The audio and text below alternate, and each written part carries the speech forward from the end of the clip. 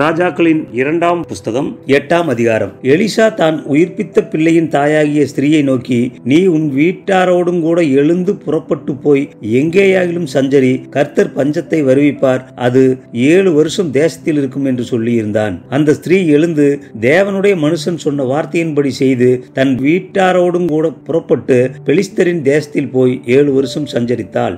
7 வருஷம் சென்ற பின்பு அவள் பெலிஸ்தரின் தேசத்தை விட்டு திரும்ப வந்து தன் வீட்டுக்காகவும் தன் வயலுக்காகவும் ராஜாவினிடத்தில் முறையிடும்படி போனாள். அந்நேரத்தில் ராஜா தேவனுடைய மனுஷனின் வேலைக்காரனாய் இருந்த கேயாசியுடனே பேசி, எலிசா செய்த அதிசயங்களை எல்லாம் நீ எனக்கு விவரமாய் சொல் என்றான். செத்து போனவனை உயிர்ப்பித்தார் என்பதை அவன் ராஜாவுக்கு அறிவிக்கிற போது, இதோ அவன் உயிர்ப்பித்த பிள்ளையின் தாயாகிய அந்த ஸ்திரீ வந்து தன் வீட்டுக்காகவும் தன் வயலுக்காகவும் ராஜாவினிடத்தில் முறையிட்டாள். அப்பொழுது கேயாசி, ராஜாவாகிய என் ஆண்டவனே, இவள்தான் அந்த ஸ்திரீ, எலிசா உயிர்ப்பித்த இவளுடைய குமாரன் இவன்தான் என்றான். ராஜா அந்த ஸ்திரீயை கேட்டதற்கு அவள் அதை அவனுக்கு விவரித்து சொன்னாள். அப்பொழுது ராஜா அவளுக்கு ஒரு பிரதானியை நியமித்து அவளுக்கு உண்டானது எல்லாவற்றையும் அவள் தேசத்தை விட்டு போன நாள் முதல் இதுவரைக்கும் உண்டான அந்த வயலின் வருமானம் அனைத்தையும் அவளுக்கு கிடைக்கும்படி செய் என்றான். சீரியாவின் ராஜாவாகிய பெனாதாத் வியாதியாய் இருந்தான்.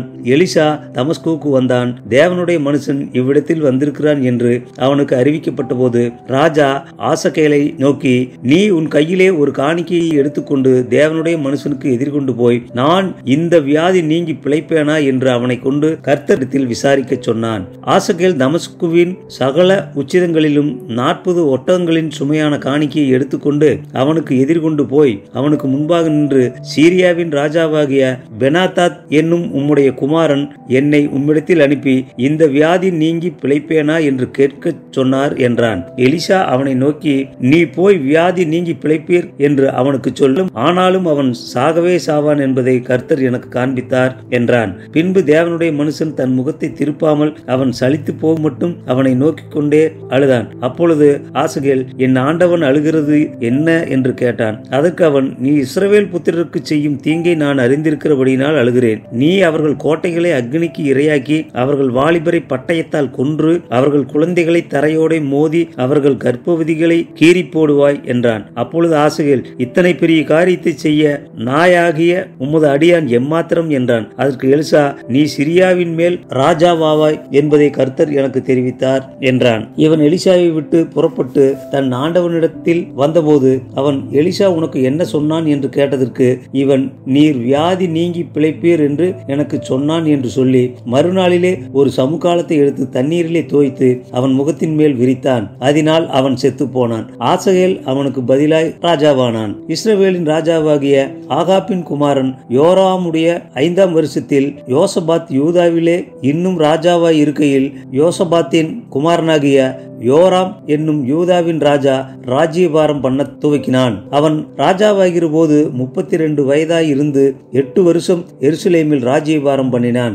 அவன் இஸ்ரவேல் ராஜாக்களின் வழியிலே நடந்து ஆகாபின் வீட்டார் செய்தது போல செய்தான். ஆகாபின் குமாரத்தி அவனுக்கு மனைவியாய் இருந்தாள். அவன் கர்த்தரின் பார்வைக்கு பொல்லாப்பானதை செய்தான். கர்த்தர் உன் குமாரருக்குள்ளே எந்நாளும் ஒரு விளக்கை உனக்கு கட்டளையிடுவேன் என்று தம்முடைய தாசனாகிய தாவீதுக்கு சொன்னதின்படியே அவன் நிமித்தம் அவர் யூதாவை முற்றிலும் கெடுக்கவில்லை.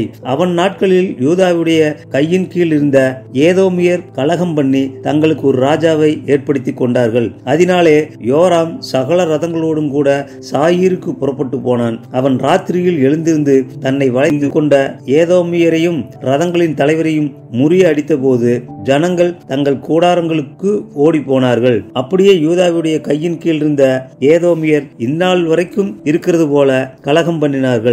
அக்காலத்தில் தானே லிப்னா பட்டணத்தாரும் கலகம் பண்ணினார்கள். யோராமின் மற்ற வர்த்தமானங்களும் அவன் செய்தவை யாவும் யூதாவுடைய ராஜாக்களின் நாளாகும் புஸ்தகத்தில் அல்லவோ எழுதியிருக்கிறது.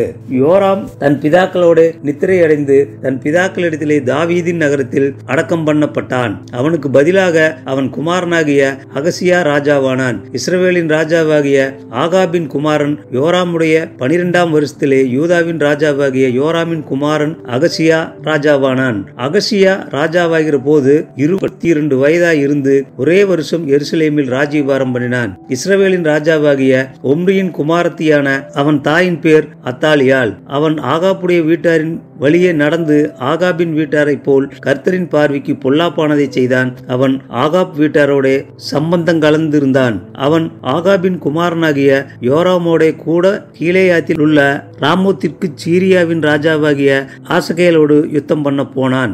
சீரியர் யோராமை காயப்படுத்தினார்கள். ராஜாவாகிய யோராம் தான் சீரியாவின் ராஜாவாகிய ஆசகேலோடு யுத்தம் பண்ணுகையில் சீரியர் ராமாவிலே தன்னை வெட்டின காயங்களை ஆற்றிக்கொள்ள இஸ்ரவேலுக்கு போயிருந்தான்.